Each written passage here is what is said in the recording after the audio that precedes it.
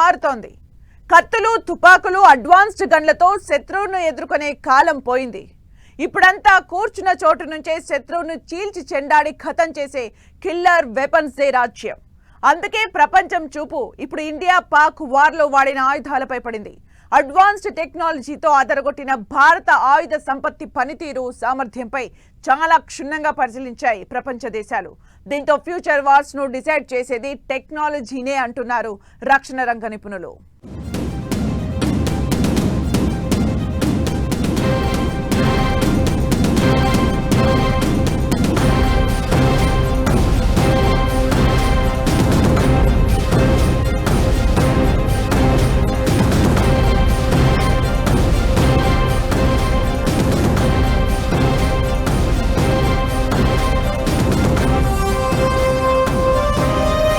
కూర్చున్న చోటు నుంచే ఖతం చేసే కిల్లర్ వెపన్స్.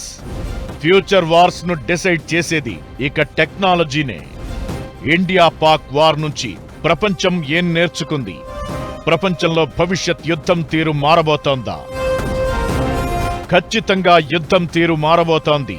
ఆపరేషన్ సింధూర్, ఆ తరువాత ఇండియా పాక్ మధ్య కొనసాగిన దాడి ప్రతిదాడుల వార్ జోన్ ను పరిశీలిస్తే ఫ్యూచర్ యుద్ధాలన్నీ టెక్నాలజీని బేస్ చేసుకునే జరగబోతున్నాయనేది క్లియర్ కట్ గా అర్థమవుతోంది. పాత సినిమాల్లోలా ఎక్కడా గుంపులు గుంపులుగా సైనిక చొరబాట్లు, సరిహద్దులు దాటడాల్లేవు. తుపాకులు, వార్ ట్యాంకర్లతో దాడులు చేసుకోవడాల్లేవు. అంతా సరిహద్దులకు యువతల నుంచే భూ, జల, వాయు మార్గాల్లో జరిగిన సాంకేతిక సమరమే. కానీ అందులో మేజర్ రోల్ పోషించింది అడ్వాన్స్డ్ టెక్నాలజీ వెపన్సే. దీన్నే ప్రపంచ దేశాలు చాలా క్షుణ్ణంగా పరిశీలించాయి. పేరుకు ఇండియా పాక్ మధ్య యుద్ధమే కానీ ఈ వార్లో వాడిన ఆయుధాల తయారీ, అడ్వాన్స్డ్ టెక్నాలజీ విషయానికొస్తే చాలా దేశాలే ఇన్వాల్వ్ అయ్యాయి.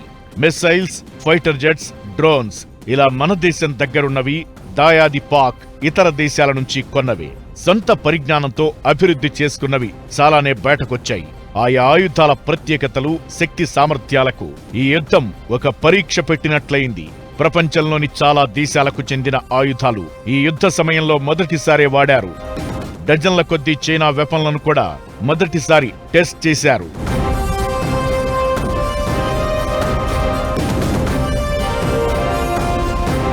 మనం Rafale, Sukhoi, Harop suicide drones, SCALP cruise missiles, S-400 air defence system, Israel Iron Dome లాంటి Akashteer, BrahMos, Barak, Sky Striker లాంటి వెపన్స్ ను యుద్ధరంగంలో తొలిసారి దింపాం.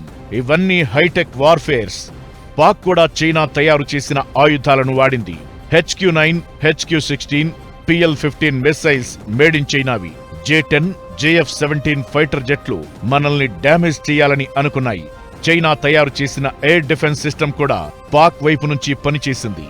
ఇలా ఇండియా పాక్ మినీ వార్లో భారత్, ఇజ్రాయెల్, ఫ్రాన్స్, తుర్కియే, చైనాకు చెందిన చాలా రకాల ఆయుధాల శక్తి సామర్థ్యాలు, బలాలు, బలహీనతలన్నీ బయటపడ్డాయి.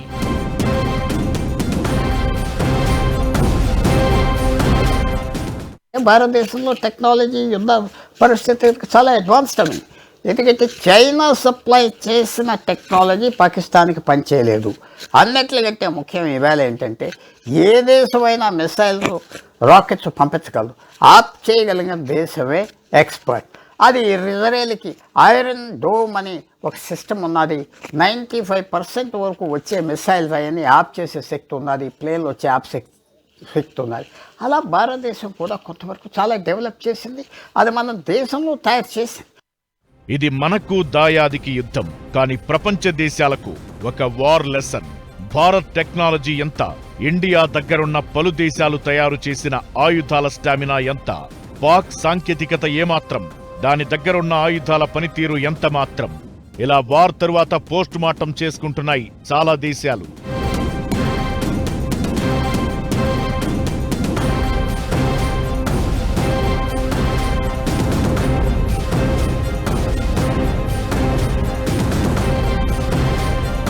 మనం ఫ్రాన్స్ నుంచి రఫేల్, రష్యా సాంకేతిక సహకారంతో సుఖోయ్ లాంటి ఫైటర్ జెట్లను రణరంగంలో దింపాం. అమెరికా, ఇజ్రాయెల్ ఆయుధాలను విరివిగానే వాడేశాం. పాక్ కూడా తన మిత్రదేశం చైనా, తుర్కీల నుంచి కొన్న ఆయుధాల్ని వినియోగించింది. దీంతో తమ ఆయుధాలు ఏమాత్రం పనిచేశాయనేది అగ్రదేశాలు, ఆయుధ కంపెనీలు భారత్ పాక్ వార్ ఫీల్డ్ పై ప్రత్యేక శ్రద్ధ పెట్టి చూశాయి.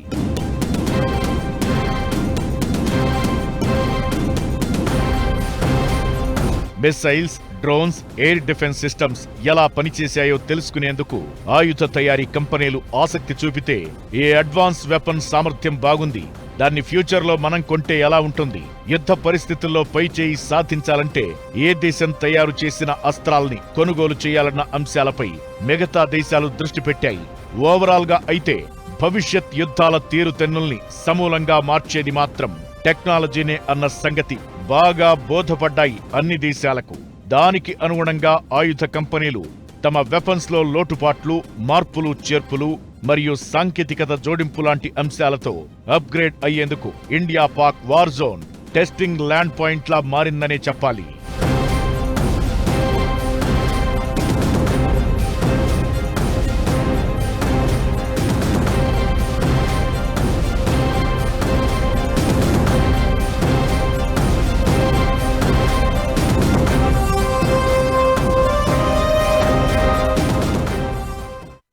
పాత సినిమాల్లో లాగా జవాన్లు ఎదురుపడి తుపాకులు గురిపెట్టి కాల్చుకోవడాలుండవు. మిసైల్స్, డ్రోన్స్, ఫైటర్ జెట్స్ ఇవే యుద్ధాన్ని ముందుకు తీసుకెళ్తాయి. శత్రువు స్థావరాలను మట్టిలో కలిపేస్తాయి. సాంకేతిక ఆయుధాల సత్తా ఇది. దీని ఇండియా పాక్ యుద్ధం ప్రపంచానికి తెలిసేలా చేసింది. స్వదేశీ సాంకేతికత, విదేశీ టెక్నాలజీ కలిపితే యుద్ధంలో శత్రువును ఎలా డామినేట్ చేయొచ్చో ఇండియన్ వెపన్స్ కళ్లకు కట్టాయి. పాక్ దగ్గర ఆయుధాలు లేక కాదు, కానీ అవన్నీ చైనా, తుర్కీయే మేడ్. వాటిలో తుస్సుబుస్సు సరుకు చాలానే ఉంది. ఇది మనం చెప్పడం కాదు, యుద్ధం చూపించిన సత్యం, ప్రపంచం అబ్జర్వ్ చేసిన వాస్తవం.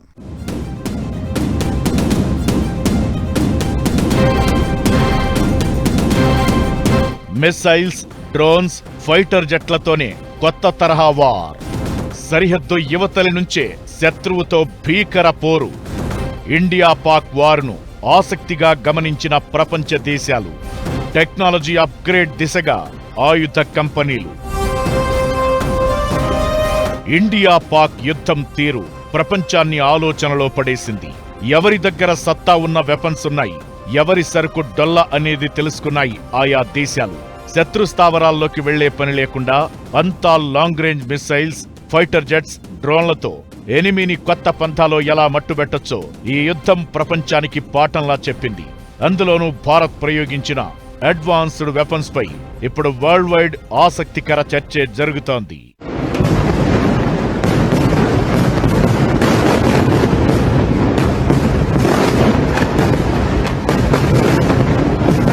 శత్రువు దాడి చేస్తే కాచుకోవడం, తిరిగి శత్రువును అంతం చేసేందుకు ప్రతి దాడిని చేయడం. దీన్నే వార్ లాంగ్వేజ్ లో అఫెన్సివ్, డిఫెన్సివ్ టెక్నిక్స్ అంటారు. ఈ రెంటిలోనూ మన ఇండియన్ వెపన్స్ ఎనిమికి నిద్రలేని కాళరాత్రుల్నే మిగిల్చాయి. మన ఆయుధ సంపత్తి పవర్ను ప్రపంచం గమనించేలా చేశాయి.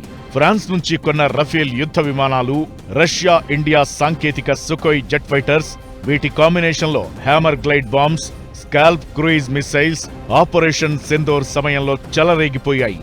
శత్రువు కన్ను మూసి తెరిచేలోపు చుట్టూ ఉన్న భూమితో సహా మటాష్.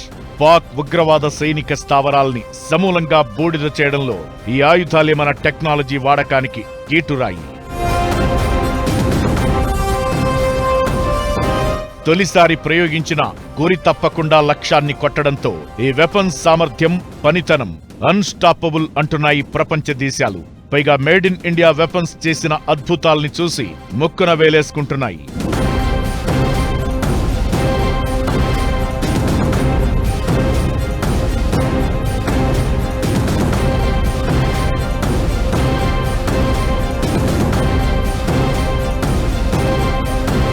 సుకోయ్ SU-30 MKI fighter jet, BrahMos missile ఇలా తొలిసారి ప్రయోగించిన ఈ కాంబినేషన్ వెపన్స్ పాకిస్తాన్కు పీడకలలా మారి విధ్వంసం సృష్టించింది. శత్రు స్థావరాల్లోకి చొచ్చుకెళ్లి కాల్చి మసి చేసేసింది. రష్యా సహకారంతో అభివృద్ధి చేసిన బ్రహ్మోస్ మిసైల్ రేంజ్ 500 కిలోమీటర్లు. 25 ఏళ్ల వరుస పరీక్షల తరువాత అడ్వాన్స్డ్ బ్రహ్మోస్ ను ఈ యుద్ధం కోసమే వాడింది Bharat. S-400 air defence system సరిహద్దుల్లో సుదర్శన చక్రంలా అడ్డుగా నిలిచింది.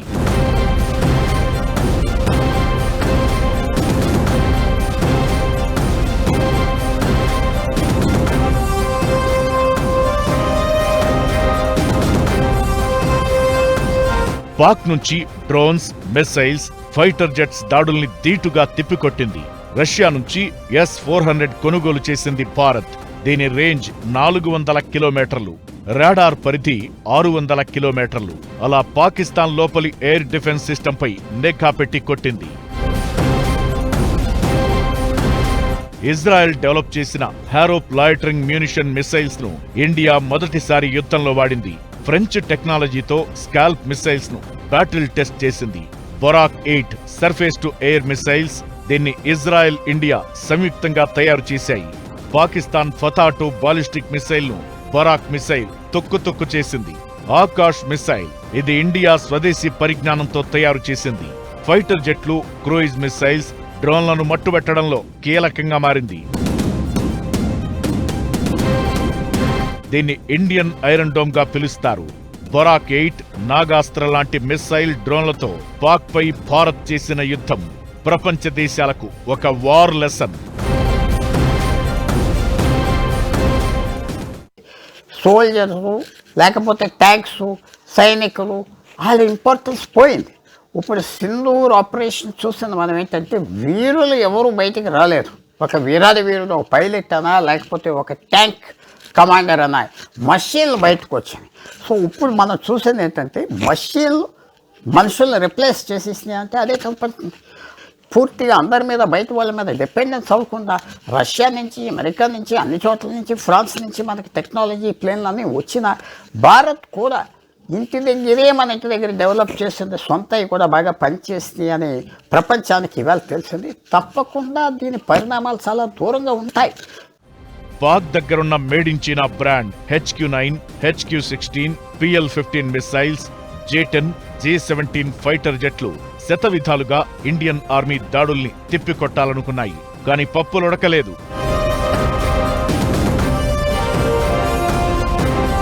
పైగా చైనా PL-15 మిసైల్ పనిచేయలేదు.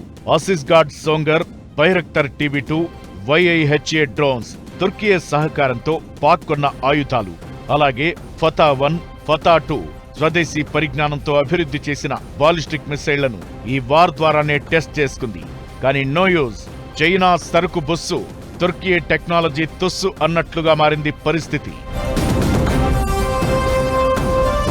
భవిష్యత్లో శత్రు దేశాలతో యుద్ధం చేయాల్సి వస్తే ఆర్మీ, ఎయిర్ ఫోర్స్, నేవీ దగ్గర ఎలాంటి ఆయుధాలు ఉండాలన్నది అగ్రరాజ్యాలు సహా చాలా దేశాలు లెక్కలేసుకుంటున్నాయి. ప్రతి యుద్ధం కొన్ని ప్రత్యేక పరిస్థితుల్ని తీసుకొస్తుంది, కొన్ని పాఠాల్ని నేర్పుతుంది. ఇప్పుడు ఇండియా పాక్ మధ్య జరిగిన వార్ కూడా నాసిరకం ఆయుధాలతో శత్రు దేశాలను ఢీకొట్టలేమని, అడ్వాన్స్డ్ వెపన్స్ తోనే విజయం సాధ్యమన్న నగ్న సత్యాన్ని బయటపెట్టింది.